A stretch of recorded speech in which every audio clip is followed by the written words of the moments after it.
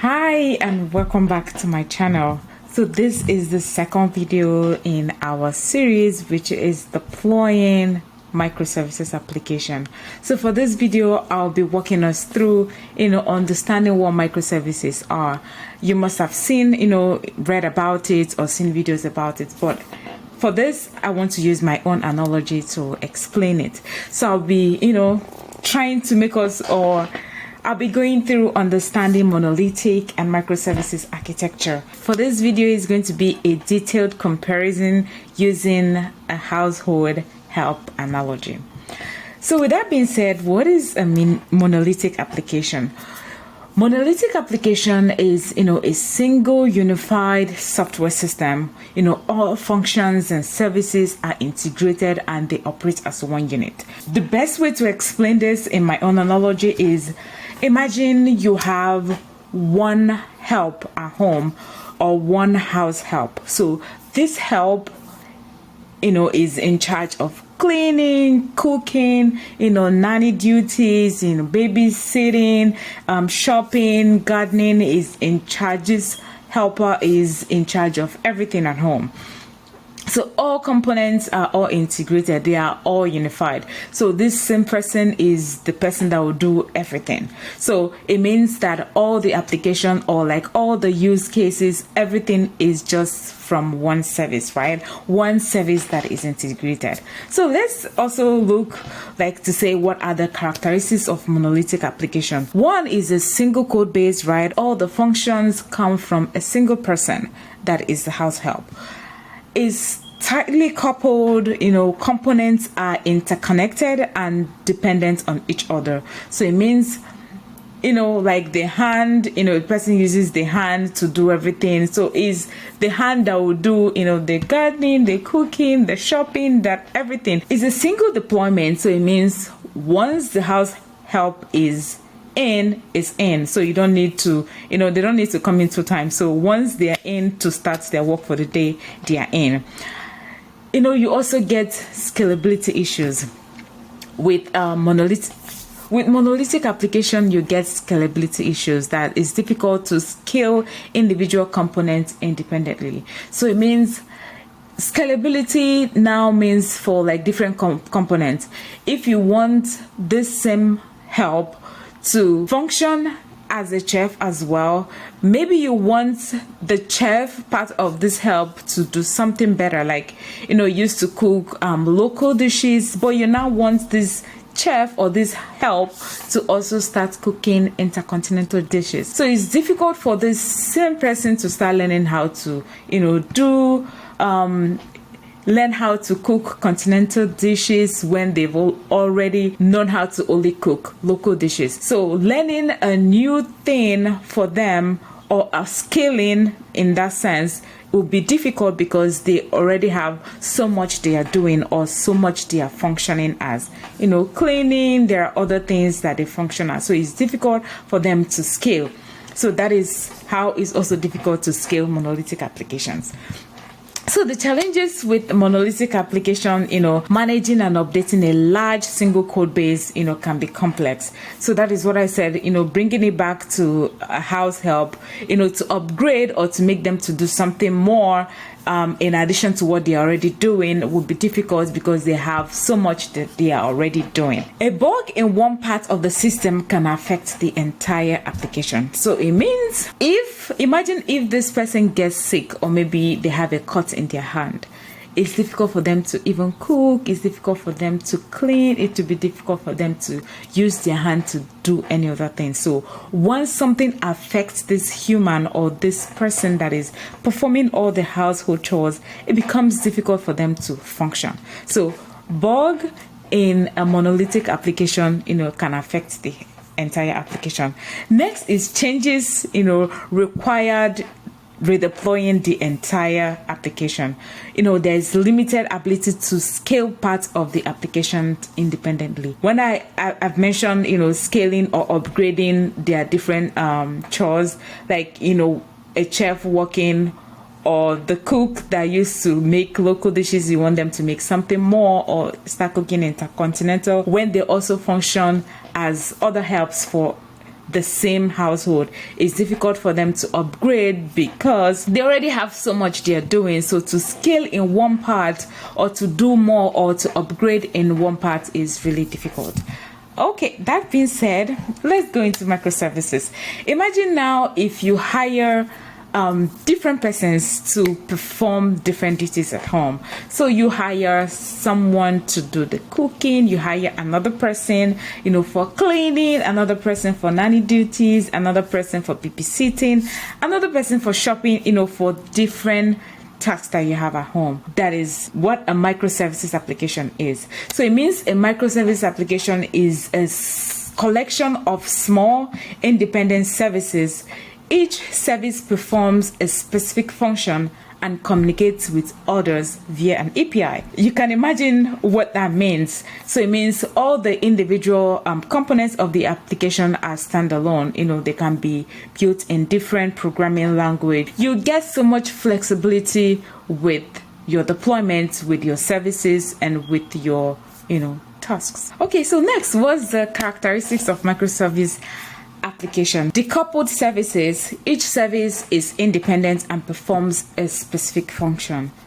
It's very simple to understand. So it means in a household that you have different helps that perform a specific duty. Everyone is independent. The cook is independent, the cleaner is independent. Everyone works at their own pace and at their own time. You have a focused responsibility. So each service focuses on a single responsibility. So it means at home, if something, for instance, if the baby is crying, okay, it's the babysitter or the nanny that is in charge to do that. So everyone has a focused responsibility. If food needs to be cooked, we all know it's the responsibility of the cook or the chef to go cook. So everyone knows what they need to do. So that is what a microservices application also do.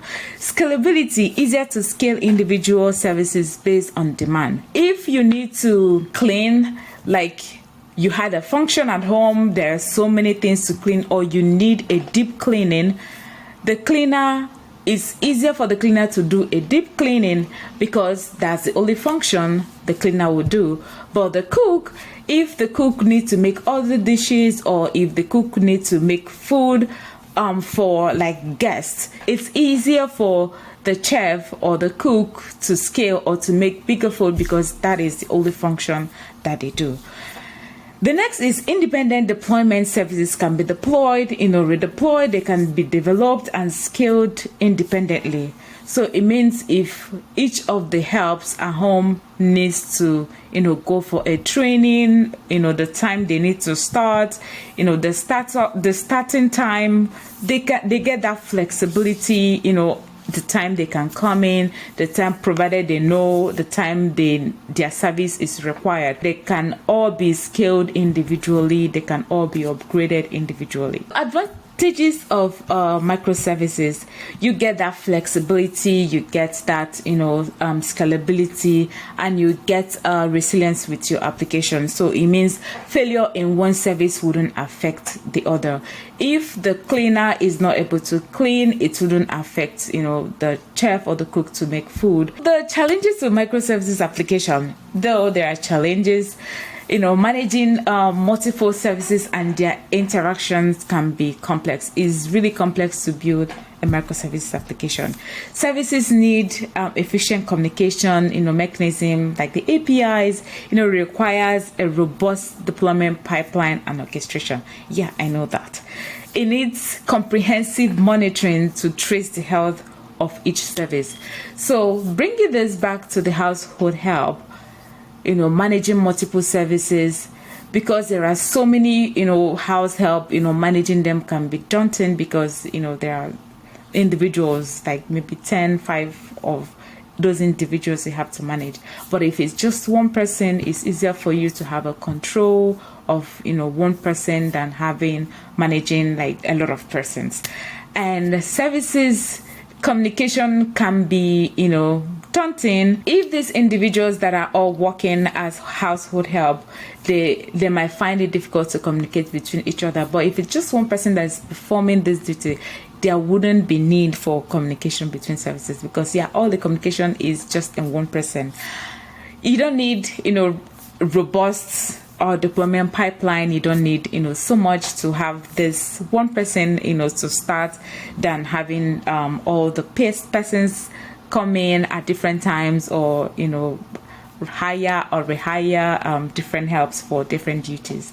So it needs a comprehensive monitoring. So monitor one person working at a home is, easier to know, okay, this person is here, is cooking, is moving to the other side, is cleaning. It's easier for you to monitor. But when there are different persons, at home working, it's difficult to monitor, because one person is on this other side of the house, the other person is on the other angle of the house, and the other person is outside. It's difficult to be managed when you have, this type of complexity in your application. And just to compare again, would be monolithic is like one helper doing all the tasks, versus microservices, where specialized helpers for each task. Monolithic is a single code base, versus microservices, which is a multi-independent services.